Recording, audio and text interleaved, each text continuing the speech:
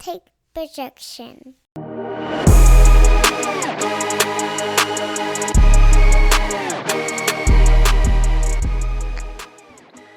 Hey y'all, and welcome to Taking on Sports, your favorite sports podcast. As always, I am TD, and that is Greg. Greg, how you doing? I am good. How are you today, sir? I'm pretty good on a early Sunday afternoon, recording a little earlier than usual.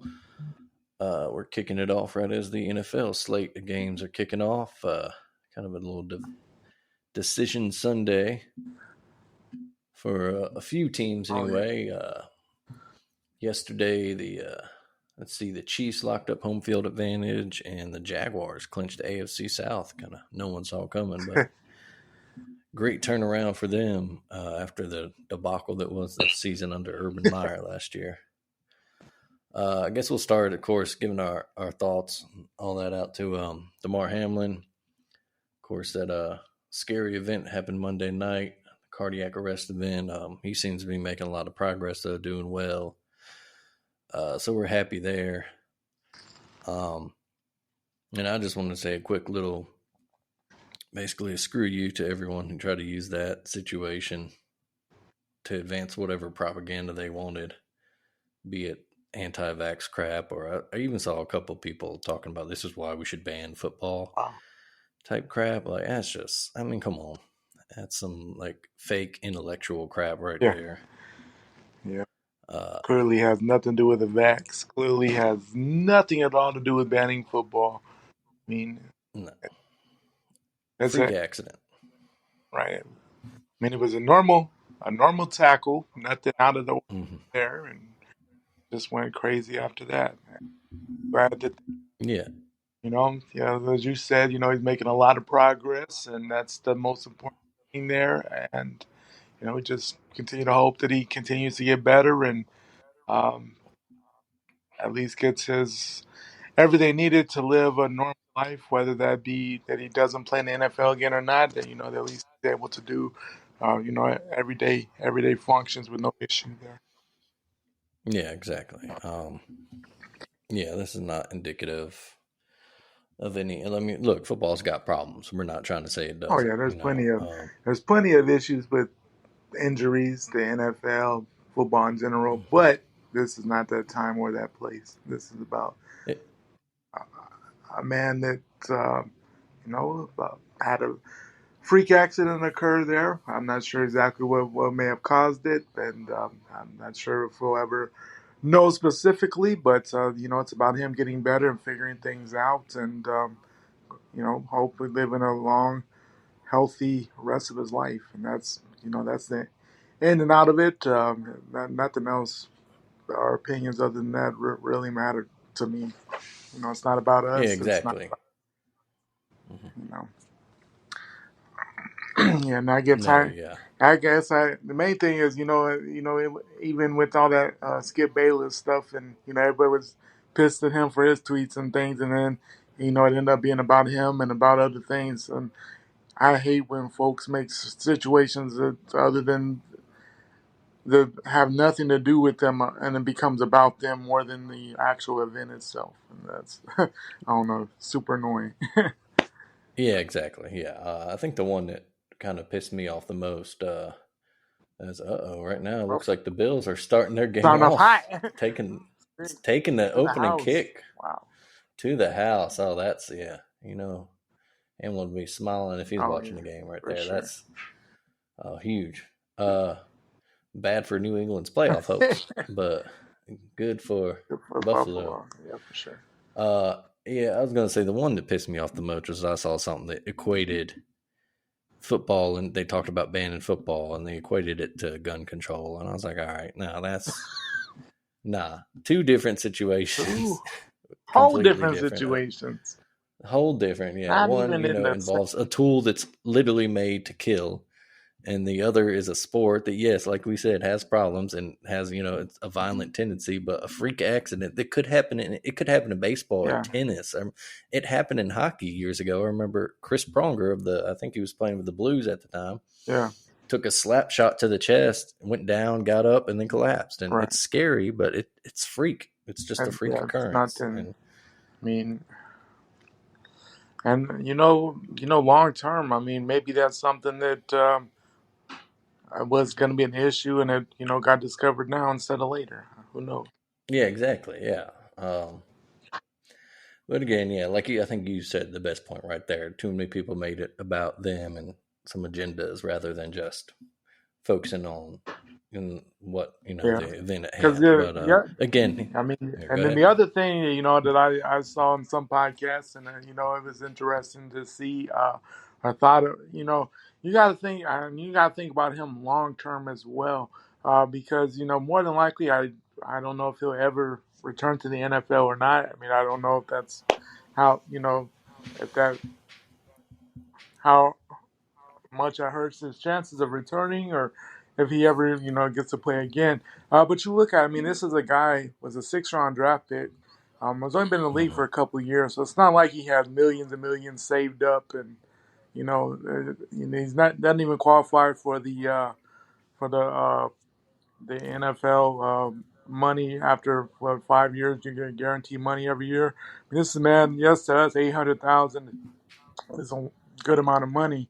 But you look at it long term. I mean, there's people that make that in a couple of minutes in the NFL, and if he never gets to play again, he's changes his whole life, and eventually everybody's gonna move on from it and forget. It's gonna stop talking about the situation, and then he's gonna go on with his life and have a lot to figure out. Um, with his whole or what's he gonna do with his career, money wise, and everything like that. And that's another thing I don't Hmm. think people even consider or think about, because so it's a lot to it. Yeah.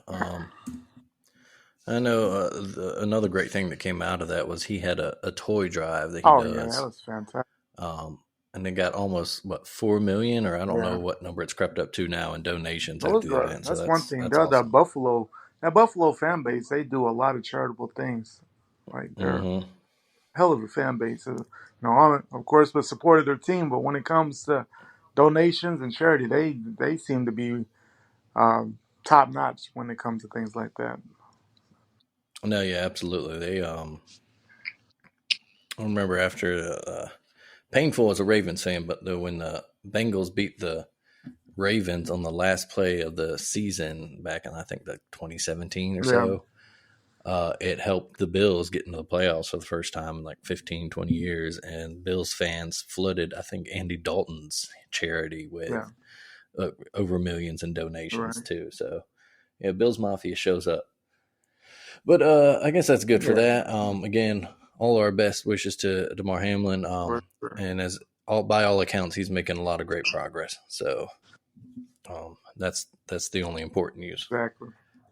As for on the field stuff, we mentioned there's a few games of consequence today for some seeding and a couple playoff spots, the last spot in each conference. The Patriots need to win to get in, and they did not start well. Not enough.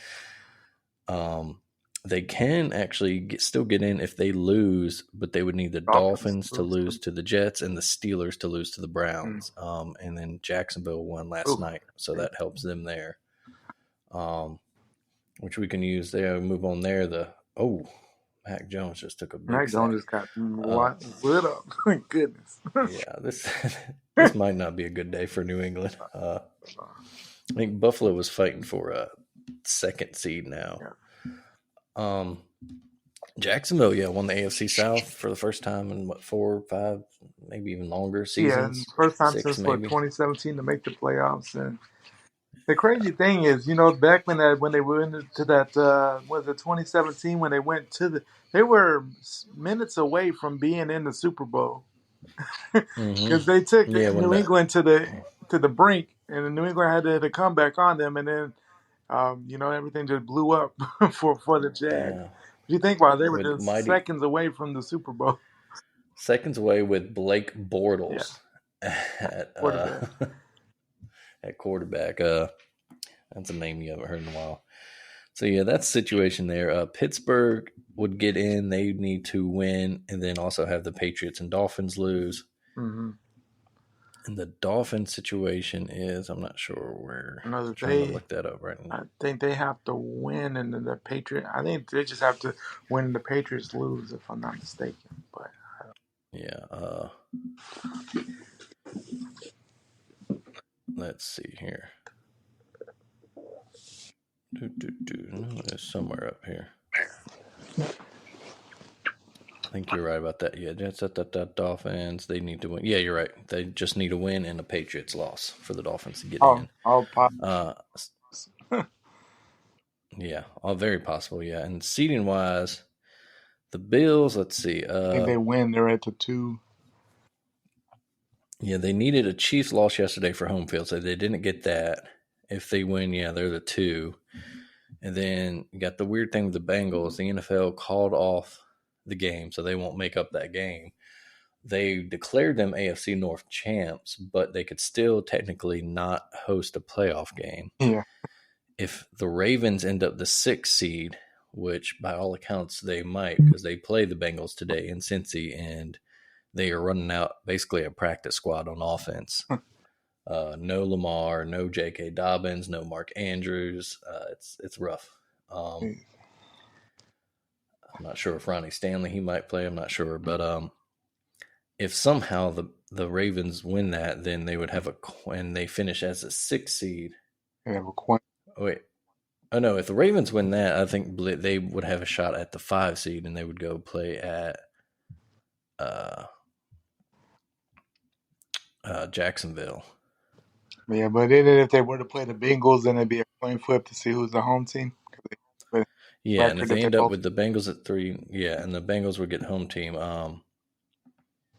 which would be screwy. It would be unfortunate. I guess it all depends. I think the Ravens could still win and not get the 5th seed if the Ravens need the Chargers to lose as well. So say the Chargers win and the Ravens win. The Bengals have been mad about it all week, about the coin flip thing. And to a degree, I get it. But to the other degree, if the Ravens win today, that would mean the Bengals lost to a practice squad, which shame on them. Yeah. 2, the Ravens would have the season sweep, a better division record, and the same amount of overall wins. So I don't think the Bengals have a lot to cry about there. But again, the Bengals should win this one by 4 scores. Yeah, should definitely win. And even if they were to play in the playoffs again, even when we're in Baltimore, Lamar is not playing. I mean, I would still think Cincinnati, if they don't win that game, they got to look at the butt themselves. Yeah, exactly. Yeah, now, as far as what Baltimore team shows up in the playoffs, if Lamar does come back and they get JK and Mark Andrews back, that's a little different, but we'll see. Joe Burrow has kind of really owned the Ravens with his in his little short career here, as he is doing a Lamar Jackson impression himself right now, escaping pressure and getting about a 7-yard scramble there. Ran about 50 yards to get 6. But yeah, so that is all your situations for the AFC playoffs. Again, there's some seeding that all the seeds are pretty much set. The Chargers win, then they have the 5th seed. They'll go to Jacksonville, which would put the Ravens at 6, and they would go to Cincinnati, I think, barring a Buffalo loss somehow. Yeah. And then there's, I think there'd be it was a weird coin flip situation if the Bills and Bengals meet in the AFC title game, or no, it would go to a neutral site, I believe. But these things, when people they tend to work themselves out in the field and not even matter in the long run. So everybody has to have a storyline to talk about. So yeah, exactly. Over in the NFC, it's like we got that. Seattle just had to win today, and they're the last team in. Yeah, but if they were to lose today, then that opens up that night game, Lions and Packers, and really matters because the winner of that one would get in, right? Yeah. And then as far as seeding goes, the Eagles just need a win to clinch home field advantage. If they lose, that would open the door for San Francisco, I believe. Oh, yeah. So technically, the Eagles are the ones who lose somehow today. Then San Francisco, as long as they win, they're going to tear with Arizona team. So That'd be a shocker of all shockers. But yeah, then they would move up to the one, and if but I would love to see Philly lose and then us win at least the East, but I don't know. Yeah, it's true. The Cowboys have that shot to get the division still somehow. But you'd have to think is that I'm seeing Jalen's playing, so I don't know how healthy he is or how much of an effect that's gonna have on the game there. But it's crazy that it's considering how you know how bad the Eagles were. Yeah, exactly. And also, Pat Mahomes, by all accounts, looks like he's gonna win the MVP. I think he broke the all-purpose yardage record Yeah, yesterday, but you just see how stalled that Eagles offense stalled without Jalen and Lane Johnson on the offensive line. That's a good case for Jalen's yeah, MVP. Won't win it, I, but yeah. I mean, that definitely. I mean, you gotta look at everything else is pretty much the same. And you take that much of a hit, and they're about to lose. What they've lost, what 2 or 3 in a row, and yeah, it's 2, 3, yeah. Uh, pretty rough couple games for Philly there with Gardner Minshew. I think we talked about it last time out. It's a weird backup to have on that team. yeah, for sure. Um, I think I had it. I'm gonna give a little hot take right here myself. Going back to my Ravens, I think it's time for the John Harbaugh era to end. Um, Yeah, he's been a great coach, won a Super Bowl. Obviously, he's a model of consistency.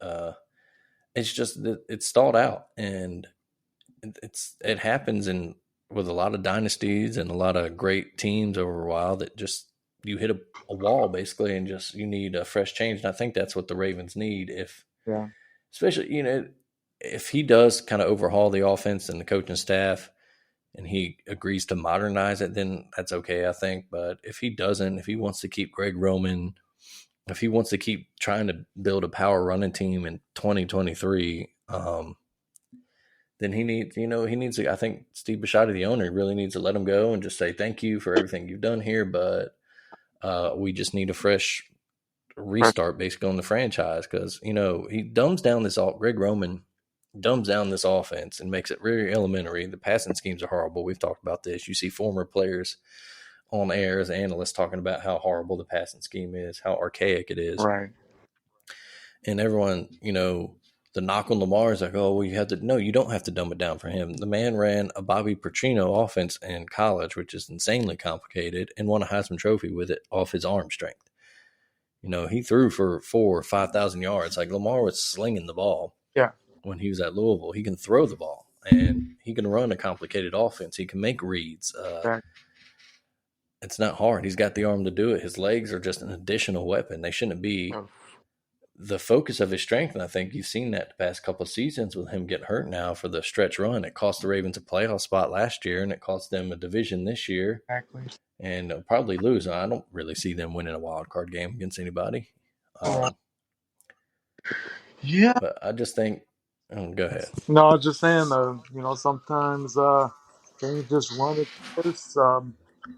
Um, it's the main thing is to make sure that you're pulling the trigger before it gets too late. And, people on the outside are going to look in and say, well, that doesn't make sense. Look at his overall record. Look what he's done. Sometimes you just have to make that move because, yeah, like you said, things have gotten kind of stale. I mean, I look at it similar. I mean, it's different because it's a college game, but you got to look at it TCU, for an example. Gary Patterson been there 20-plus years. And when he got fired, everybody was like, oh, my God, why would TCU fire Gary Patterson? He's an all-time winningest coach. Look at all he's done for the program. But the last couple of years, things gotten really stale. They had started not winning as much. The offense has gotten really bad. Um, Players weren't playing with the same energy that they have for most of the time. So at that time, TCU knew it was time to make a change. To the outside folks, it looked crazy, but if you're an inside person, know what's going on with the program and know what's capable, then you make that move, and maybe like you said, sure. If things just haven't last couple of years, things just haven't ended as they should have, and it's the same. Seems to be the same story, back back to back to back for the Ravens. I know as a fan, I know you're, tired of the same result, and you keep doing the same thing and getting the same result. That's the definition of insanity, expecting something different. So yeah, Yeah, exactly. And I think a lot of Harbaugh's reputation rides off his first 5, 6 yeah, years when they made the playoffs every year. They won the Super right, Bowl. But since the Super Bowl, they've had 2 playoff right, wins. That's it. They've missed a playoff a few seasons. They had the great 2019 year, broke a bunch of records. Lamar was only the second unanimous MVP in league history. yeah, What would they do? They lost their first playoff game to a Tennessee team they should have ran out the building. right, exactly. I mean, it was kind of a bad matchup for them, but still, like, they should have won that game. They should have been hosting the Almost definitely. AFC title game. They, last year, again, it had a little to do with injuries. They've had some bad injury luck, but that's also part of the coaching staff. They haven't really changed things up. We saw that with Alabama in the middle part of last decade, where we were having all these off-season injuries to our players, and we Yeah, looked at our weight program, our conditioning, and all that. We changed it, yeah, and it's made a world of difference. exactly. And I think that's just the problem with John Harbaugh is he wants to run this old school Yeah, team in a modern era, and it's fine to be run first, but you gotta modernize the offense, and he exactly. refuses to do it. And if he doesn't do it this all season, I think if I were the owner, like I said, I'd be like, look, we want you here, but you have to you have to make wholesale Yeah, man, changes, has and to if make you're some not going to do changes. that, then You gotta go. yeah, if you're Yeah, not going to do that, then then it's time to move on and go coach somewhere else. exactly. Yeah, especially But when you yeah, have a once in a lifetime talent with Lamar, you got to open up all possible windows as far as what you can do with that offense. I mean, exactly, especially when you're negotiating a contract with them. They can franchise tag them the next 2 years, exactly. but that might cripple what else you can do. But they've never gotten him a true number one receiver. They don't have real weapons for him Exactly. in the passing game outside of Mark Andrews. They don't really utilize what they do have well, and you can't. They took the league by surprise in 2019, and everyone made adjustment, and that's the Greg Roman kind of MO too. He did that when he was in San Francisco Right. with Colin Yeah, Kaepernick. Had that one great year, and then the league figured it out. And exactly. then that, he Everyone. can let him go do that in college. That'll work there. But Exactly. I know I've put that. I think I put that question out a couple of seasons ago, and people got blasting me for it, like, "Oh, you're just a spoiled fan." I'm like, "Am I? Like, what have we been spoiled about?" I give, like, your team wins a championship. I believe in like a 5-year grace period. Right. You can go, okay, here you go. 5 years, we won a title. That's awesome. Because I'm not expecting, an Alabama-like run for the Ravens. It's Yeah. hard to win championships. Like what Nick Saban has done is unreal, unprecedented. It will never be matched. Right. But yeah, that's probably a good segue to go to the college game and a title game with a team whose fan base seems to think that they are on the verge of creating a Saban-like dynasty. The Georgia Bulldogs will face off against TCU. So yeah, let's just talk about that title game. Greg, I guess first question, do you think it's absolutely Georgia's going to win it? Like an absolute. Do you think they're going to run them out the building? Run them out the building. No.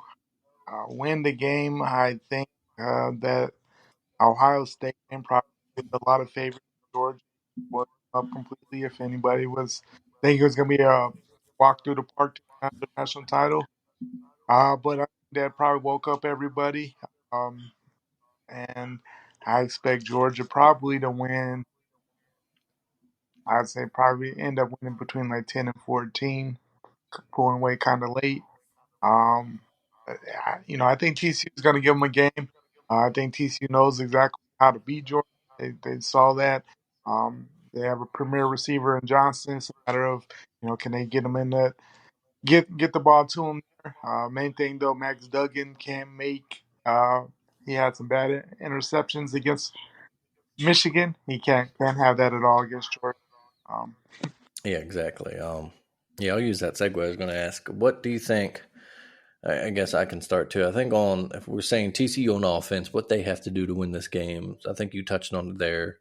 They have to play perfect almost. No turnovers. You can't turn the ball over. Max Hacksaw Duggan there. He's got to play another out of this world game. It's asking a lot of him, but That's what he does. He puts the team on his back. And I think they're not going to be able to line up and run the ball on Georgia. That's just not going to happen with the strength of that Georgia defense. But I think the strength of the TCU offense this year has been their adjustments, and they come out with, different game plans for different teams. And I think they need to attack the outside, attack that Georgia secondary who can be suspect. We saw them give up a lot of big plays against Ohio State. I think, you got Quentin Johnston there. That's a first round talent. Exactly. At receiver there, you need to get him the ball, take advantage of it. Test guys like Keely Ringo. Let's see how good they really are. Ringo, he's had some questionable games at times, and even some Georgia fans are like, "Come on, bro." Ringo, but that's the other thing. Yeah, they're also gonna have to give Max Duggan some time, because if he doesn't have time, he's gonna have a long day. Yeah, it's kind of a catch-22 almost. They need, in terms of what's best for them, they probably need a lot of quick throws, a lot of screens, a lot of quick hitters, and let their playmakers work in space. But they're also going to need big chunk plays, which require time. So, and they're going to have to try to run the ball to keep the Georgia D honest. Oh yeah, and I mean TC does have the good running backs, even the backup. When he came in, he's had some good runs. I don't know if the starter. I know he's still questionable for the game, so it'll be not sure if he's going to be playing or not. But TCU can run the ball. It's just a matter of that's Georgia's strength as far as shutting down the run. So yeah, they have to keep the defense honest. But yeah, it's going to be a matter of keeping Duggan off the turf, and then also just finding big opportunities in the secondary. Mm-hmm. All right, we'll move to the other side of the ball now. When Georgia has the ball, they kind of have a reputation as that line them up and run you over team, but they really kind of been doing it more through the air this year. As far as what TCU needs to do to win there, I think probably similar to what they did against Michigan. They need turnovers. They need big plays, a pick six, or just big turnovers in big situations. You agree? Oh, definitely. Yeah, TCU has been a bend but not break defense, and they're going to have to continue with that. They're going to have to get out there, get some turnovers. The main thing as well is when Georgia does score, it's going to have to be field goals and not touchdowns. Yeah, absolutely. They're going to need a few red zone stops.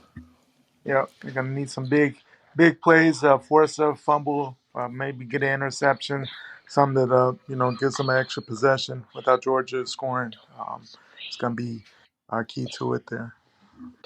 Yeah. If they could get, some real big turnovers, like I said, they had, two pick sixes, and they had that goal line fumble against Michigan. They need something like that, Obviously, if you repeat that, that's great, but they just need something, maybe not even necessarily a pick six, just a pick in a big situation. Georgia drove it down and then stop them. Exactly. Just something that changes momentum, gives them some advantage, something that allows them to either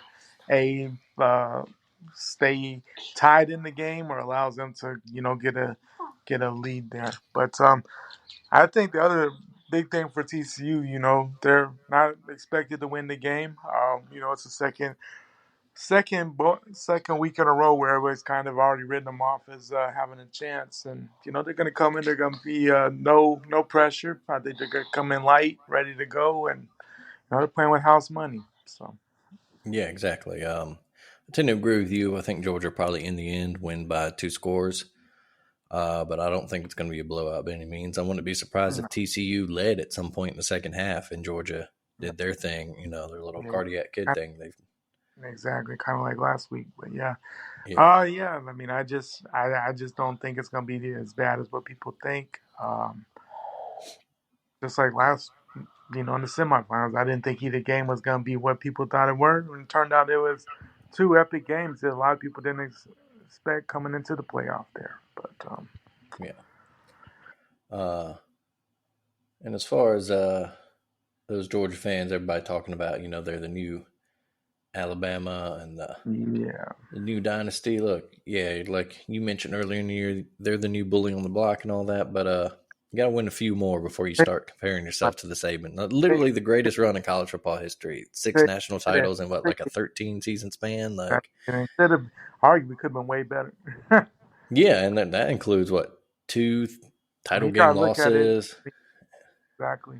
I mean, you gotta look at it. I mean, we were a kick six away pretty much from a national title game. At least would have played Florida State in 13 if we had not messed around in that Auburn game after getting that lead.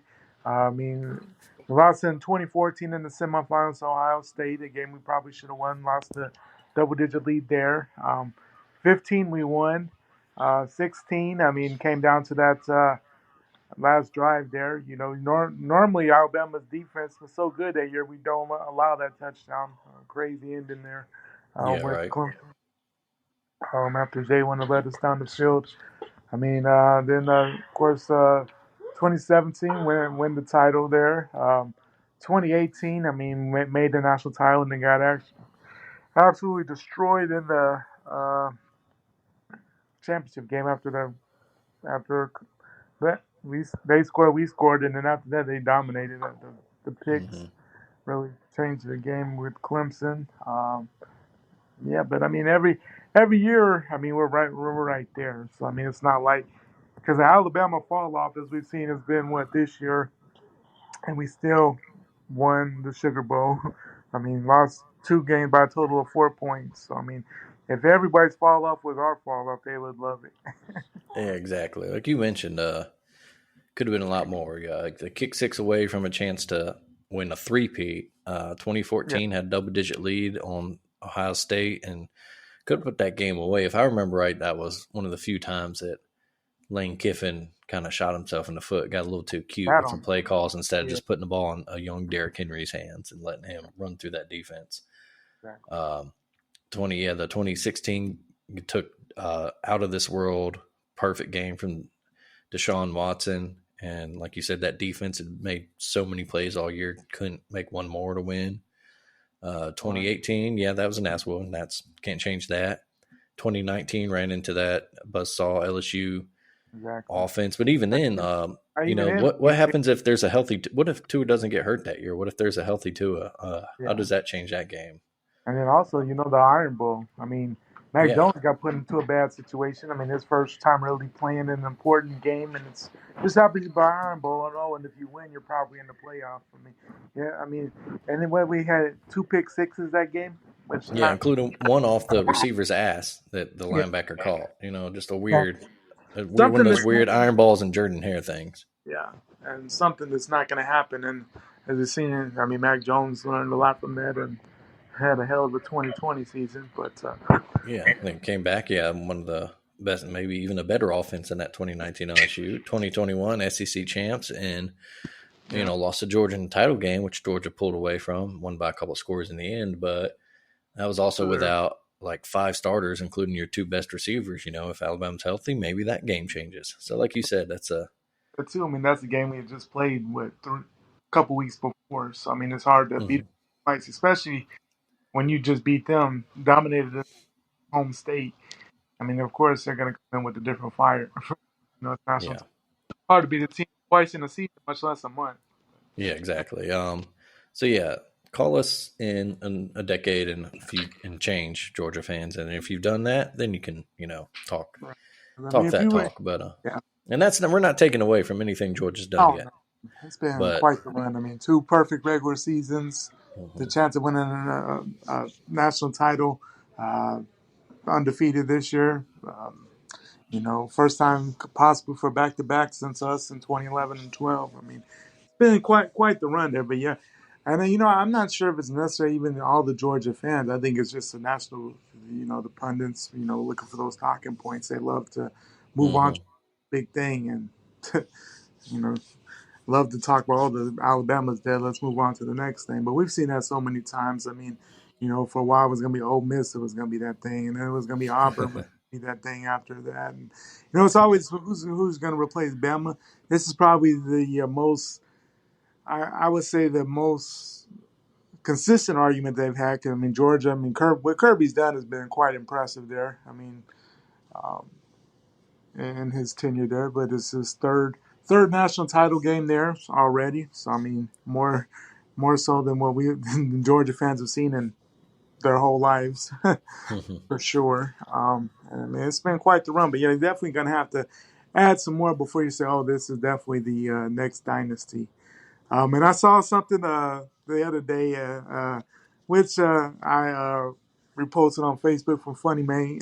He has said that you know Clemson, Georgia is not the new Alabama; they're the old Clemson, which is kind of exactly where they're at right now. So yeah, we'll see if they can keep it going. You got to wonder at some point too, when is that? And it's happened a little bit, but you got to go through that spell if you're Georgia too, and Kirby Smart, when you start losing assistants every year, you start getting them plucked from Yeah. your staff, and that kind of turnover. And then you got now Georgia's running in some, you got a resurgent Tennessee program that Josh Heupel looks to have as a emerging power, and we'll South see what Florida does over there. Carolina, And then of course always dangerous South Carolina. yeah, Beamer, You Beamer, know, you know. Beamer ball, baby. Yeah, Beamer ball 2.0. But and of course, speaking of title gains in Georgia and Alabama, today is the I believe 5-year anniversary of Second and 26. So Oh man, happy anniversary there, bud. such Yeah, such a great day.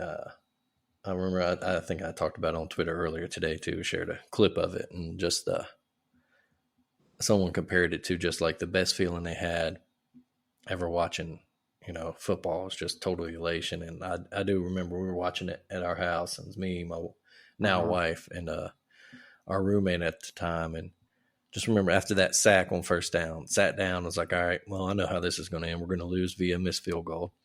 yeah. And then he hits that pass and just jumping up, going crazy Oh, with our roommate. And, Heather, my now wife, she's just sitting on the couch stunned. Like, did we win? What, we won? Like, had no words, couldn't it? It was just yeah, just epic. amazing. Yeah. And once in a lifetime Yeah. feeling there, yeah. Because after that sack, I was like, oh my god, Yeah. we're not even gonna get Exactly. in the Yeah. field goal. And if somehow you've never done this as an Alabama fan, find 2 clips. One, the clip that just has the calls from like all the different countries, all these different calls. It's like a mashup clip on YouTube. I think you could probably find it a cut. That's just really cool to listen to all the different calls. Mm-hmm. And it might have it in there, but if it doesn't, look up separately the Georgia radio call that, because they were so confident they were going to win. They were making fun of, they tried to pronounce Tua's name. We're like, whatever, how it's pronounced, and then Tua hits that next pass and it goes from them laughing and jovial to like, and Alabama wins. A great, So epic. a great moment of hubris right there. Yeah. If you enjoy that kind of thing. But that is that. We will move on from that. Just finish up here. We don't have a lot to talk about this week. NBA keeps rolling along. More 50-point games. Last time we were here, we talked about Luka and Zion just playing out of this world. Luka's 60-point triple-double. Well, then Donovan Mitchell came out and dropped 71. 71. My goodness. Just it is amazing. The scoring this year is up a lot. It's awesome. Love a high-scoring NBA. Yeah, for sure. A little bit thanks, I guess, to that take foul rule, but I think mostly just people balling out. Yeah, I mean, you can't take away. It doesn't matter what folks say. Oh, it's a soft year and stuff. 71 is 71. Like that's Exactly. crazy. No matter what. Like if it was so easy, it would happen more often. I mean, that's just out of the world. Yeah, that's a good point. Yeah, it's people act like, oh, it's all, well, no, then it would happen every year. We'd have Exactly. a ton of 70-point games and another bad interception for the woo. This Ravens Bengal game is going to get ugly. I'm not even sure what happened there. It looked like it went through the receiver's hands to the corner. I just saw it out the corner of my eye here. But the Bengals are fired up. Like I said, they were mad all week about the coin flip situation. They have a lot to be mad about. Yeah, and New England has tied it up with Buffalo, although Buffalo is driving in right now. So Cincinnati does, I think, they still have a shot at the 2 seed there. But yeah, that's a team turning around the second half of the year. They start off kind of slow there. Jamar got hurt, and Jamar came back. I mean, they've been a whole different team. It seems like Bengals. Yeah, exactly. Jamar Chase getting back in that offense just gave them that extra dimension. And I'd say the line's probably improved a lot too, giving Joe Burrow a little bit more time. They're still not, I wouldn't call them a good line by NFL standards.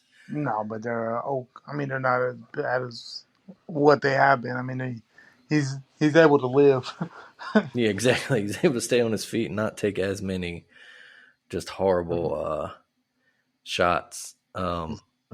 But yeah, the NBA again, it's just been a fun watch. I mean, really the last few seasons, but especially just this season in particular, just the last month or so, just superstars are being superstars, and that's always great. And it's going to be really fun to watch now once football winds down. Playoff race and all that should be real heated in the NBA, and they're just fun to watch. College hoops, a big week for Alabama hoops. Big week. I think we talked about last week. We talked about starting their season with a win at State on the road, starting their SEC season. They got a win at home versus Ole Miss earlier this week, and then yesterday, not just beating Kentucky, but blowing out Kentucky. Not even close. Just really picked them apart. Yeah. Which, if you're a longtime Alabama basketball fan, that feels good. Kentucky has been the scourge of many a season. Many a high hope seasons you go in and think you can beat Kentucky, and then you don't lose to them. You don't just lose to them; you just get annihilated. Yeah, get your head kicked in. I think when we were in school, we may have beat them once, and it wasn't even in Tuscaloosa. It was up in Lexington, that Jamario Davidson game when he thought he was wilt for a game and scored like 36 or something. I remember that. And we had the one game. We had the one big game against them at home and lost in the end there. But Jamario Davidson in Lexington, that was a wild one. And then Kentucky always seems to be the team that we will run into in the second day of the SEC tournament. It's like, how do we always end up playing Kentucky? It's always Kentucky. Always, yeah. We always, every year when those brackets are released, it's like, God damn, man. Like, that's why it's so important to get one of those top 4 seeds and get that first round bye. Double bye. Yeah. So at least you get to the semis before you play Kentucky. Exactly. It's like, damn it, quarterfinal Friday, we're always playing Kentucky. Or we were always playing Florida when Florida was on top. It's like, my goodness. But I love what this season is becoming there. Big win yesterday. I know it's not, Kentucky may not be what Kentucky has been, but I mean, it's still Kentucky. The fact that not only did we win, you got to look at it too. I mean, Miller out-rebounded with Sambe, out-rebounded that man. And that hadn't happened in, I don't think, the whole time he's been at Kentucky, where he's had a game where he's been out-rebounded by somebody, which is... Oh, no. And I saw a great piece of info from somebody, too. I wish I could remember who, but they were talking about the strength of the Alabama coaching staff is finding the opposing team's weakness and exploiting it. And they figured out that his weakness was, defending ball screens. And they just, from the start, they're just abusing him. And Calipari benched him at one point. Exactly. But 26-point win over Kentucky. And another great stat, Alabama only scored 6 points over the final 5 minutes of the game and still won by 26. That's how not close of a game this was. Exactly. Their next one is Wednesday. Tough one at Arkansas. And Fayetteville. Fayetteville is always a tough place to play. And then they'll host a kind of a tough LSU team next Saturday back in Coleman. Going to be a fun conference season. This Alabama team looks like this is a real one, man. This is not a fluke team. This is a team, if they stay healthy and keep playing like they are, man, the sky's the limit. Things are really wide open this year in the college basketball. There's not a team to say, oh, that's definitely your national title type of feeling this year. I mean, there's a couple teams you think could win a title, but I think we're one that's definitely in the mix if we play our game there. So. Yeah, right. Might have to figure out how to convince the wife to let me go to Houston for a weekend in late March, early April. Hey, I mean, that's a once in a lifetime thing, so that might be the convincing point right there. We I may was about to not say, see yeah. this again. Yeah, it's like she can go to her parents' house, take the baby and Yeah, have some help there, and then I can meet the boys in Houston.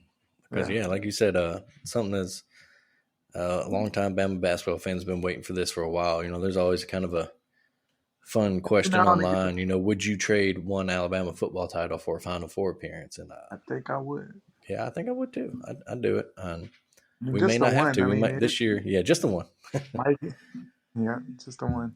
Yeah, I But mean, it's this just is a whole different thing. I know we'll never be considered a basketball school at any point. I mean, we're football dominant, but as we were, we were kind of frustrated during school. I mean, it's just like, you see the Ohio States and Michigans, the Floridas of the world being somewhat consistent and, both. We There's no reason why we shouldn't be here and, have the same passion and it's not gonna be the same passion, but a certain care above. Oh, hey, we made the tournament. It's been a heck of a year. you know, yeah, and Alabama's a program that if you put a winning team, a fun team on that court, fans will People show are gonna up. show up. Yeah. Exactly. Now, granted, getting that new arena built and getting out of Coleman Coliseum is absolutely essential. Uh, Oh, that's oh, just some huge because thing we that were needs to thinking we happen. need to get out of that when we were in school. Oh yeah, Coleman, I'm sure in its day was a great place, but I it's just don't it's understand how it's so dark in there. It's just the darkest place ever. it's a cave.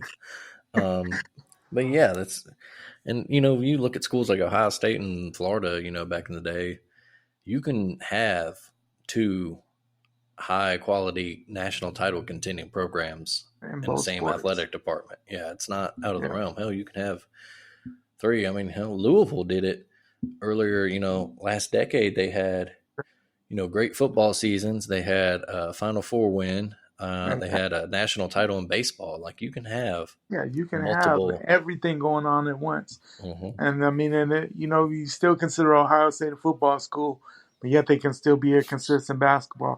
Mhm. Michigan, you would probably still consider a football school. They've had a consistent basketball program. Mhm. Alabama, of course, will always be known as a football school. However, there's no reason why the consistency of second weekend or better every year in basketball can't be an expectation. I never Exactly. got. Yeah. That should be the expectation with the resources that this program Yeah, has. And I exactly. know a lot of them, we don't need to dump all those resources in the NIL fund. We can set some aside for basketball, for the Exactly. basketball NIL fund. We can build a new arena, which is just sorely needed, Right. just bulldoze Yeah, just get Coleman rid to of the it. ground, build a new arena. If you can't get it done in an off season, play one season home games and historic Foster Auditorium. The women's team plays there. You can let the men play there, or play your home games up, play the big ones up here in Birmingham. It's Yeah. fine.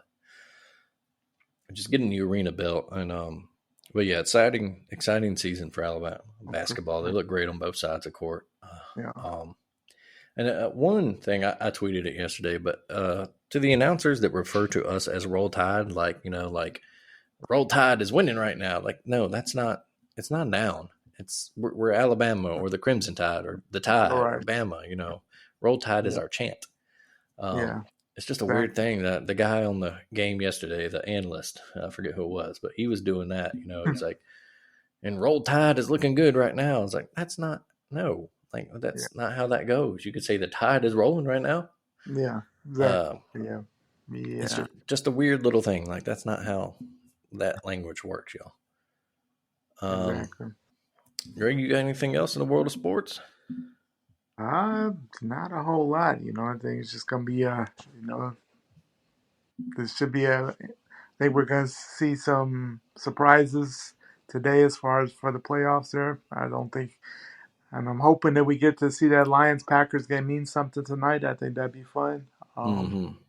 And I think after that we're gonna be in for a heck of a wild card, divisional, and championship before the Super Bowl. So I think we're gonna be in for a treat for the playoffs. And other than that, it's just a matter of a man in Buffalo continuing his health and just appreciating what we have as far as the season with the NFL because college football ends tomorrow. Sad to say. So just appreciate what you have and enjoying the games while we have it, because before we know it, the NFL season will be done too. Mm-hmm. Yeah, and I did think of one thing actually we could mention too. I think we mentioned a few weeks ago we were talking about coaching changes, and there's always one shock one. Well, the big one that could happen in college, and then it would actually affect NFL Oh, dominoes too. Harbaugh. Yeah, Jim Yeah. Harbaugh this year or this week, a lot of reports that Harbaugh is once again flirting with the NFL and maybe trying to get back into the NFL game. And now with the NCAA handed Michigan a letter of notice of violations too, that might be an opportune time for old Jimmy to Yeah. bounce Some of right. the some of the dumbest violations. I mean, what was it? Too, yeah. What is it? Um, they contacted someone during the dead period during COVID. They had some extra practices, or that one of their analysts was on the field or something. It's like, come on, really? That's what we're worried about right now? I think the I two mean, funniest ones I saw, one was like he watched a practice through like on a webcam basically, or yeah. I don't know, someone FaceTimed him and watched it. And then Uh-huh. another one was two recruits who already had signed with Michigan, like they were committed or whatever. They came through town and he had breakfast with them. A burger or something? Yeah. Yeah, like bought him a burger and like used the company credit card or whatever, or the university credit card, which, we as Alabama fans know how a coach can get in trouble using that university credit card. It was a credit card. Yeah, But I guess burger is a little different than strippers. But anyway. Yeah. Anywho. So that could be a big one. Jim Harbaugh might be fleeing Michigan for the NFL again. Not sure where he'll go. The openings right now, you got Denver and Indy and Carolina. The Indianapolis one's interesting, of course, because Harbaugh played there as a quarterback. Oh, yeah, he did. I almost took him to the Super Bowl. I almost took him to the Super Bowl one year. In Denver this week, they got permission from the Saints to talk to Sean Payton as their coach. But I think as far as that goes, I think an interesting thing, I'm actually reading a headline here that says Sean McVay's future as the Rams coach is kind of in limbo. May not want to be the coach. I'm like, dude. And that's an offense that I think that maybe someone like Sean Payton would go right into. Oh yeah, all the weapons there. Mm-hmm. And they're a franchise that's not afraid to trade some draft picks, which I'm sure the Saints will be looking for as compensation since Sean Payton is still technically under contract with them, even though he's retired. But yeah, and that could be interesting. So we're going to see some coaching dominoes fall here in the next couple of weeks. Yeah, for sure. But my thing with Sean Payton is like, I don't know. I think he gets a lot more hype because, I mean, he's a solid coach, but I mean, it's been some times that I've been like, dude, he gets a lot more hype than maybe what he deserves. I don't know, because I mean, a couple of those times when they choked in the playoffs there, I was like, and this is the Saints team that probably should have been in the Super Bowl, but. Yeah, they were. Of course, they definitely had some bad luck. That Minnesota miracle, and then that awful no call and that pass interference. That's. But they were still up 4. They were still up 14 on the. They were up 14-0 to start that game at home, and let the Rams back into that game. The pass interference is absolutely ridiculous, but at the same time, I mean, it probably shouldn't have came down to that. Oh no, absolutely, yeah. It's the worst no call in history of football I've ever seen. And then I was working at a bar in New Orleans when that happened. Oh man, I thought we were gonna have to duck. Oh boy, people just throwing stuff. It was bad, but yeah, I remember quietly saying later, maybe the next couple of days later that week, I was like, man, they still should have won that game. That wasn't the referee's fault. But yeah, you do wonder. That's a good thing about Peyton. You wonder if that was almost a perfect marriage of him and Drew Brees at quarterback, and they caught that kind of. You saw him without Drew Brees. Yeah, that was ugly. But we'll see. Maybe just a different scene. And yeah, I mean, if he goes into a situation with the Rams, that could be interesting to watch. But yeah, and if Harbaugh were to jump back into pro, that Michigan, that'd be interesting to see just who steps into that role. What that opens up. Yeah, that's a huge domino to fall there too. That starts like a coaching carousel all over again. Oh yeah, because I mean that's one of the blue bloods of college football that usually doesn't change their coaches too much. For that to open up, and then just what they've been the last 2 years. I mean, 2 straight playoff appearances, two Yeah, straight Big Ten titles. I mean, anybody would kill to get in that. I was about to say, and that would be a super important hire for Michigan too. Obviously, an important hire, but like that, the timing of it, you'd have to get it absolutely 100% right to keep that momentum going. Oh yeah. You don't want to give Ryan Day and Ohio State an opening to take back all the power in that, or give like a Penn State a window to maybe fill that vacuum and actually steal. Yeah, still that second spot. But all right, Greg. So that goes to our end. And what has been done up real good for you this week? Done up real good for me. Had another full holiday Christmas party on Friday, when was pretty legit. Won an award for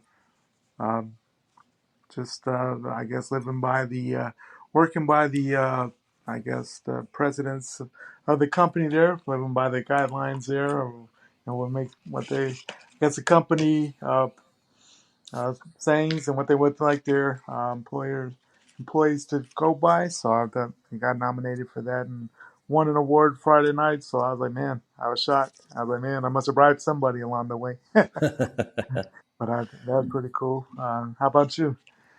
Let's see. Done up real good this week. Just kind of unusual. It's been a good week. Happy, the kids rolling along, doing good. Went to the doctor. Everything's looking good there. I get to meet granddad for the first time today.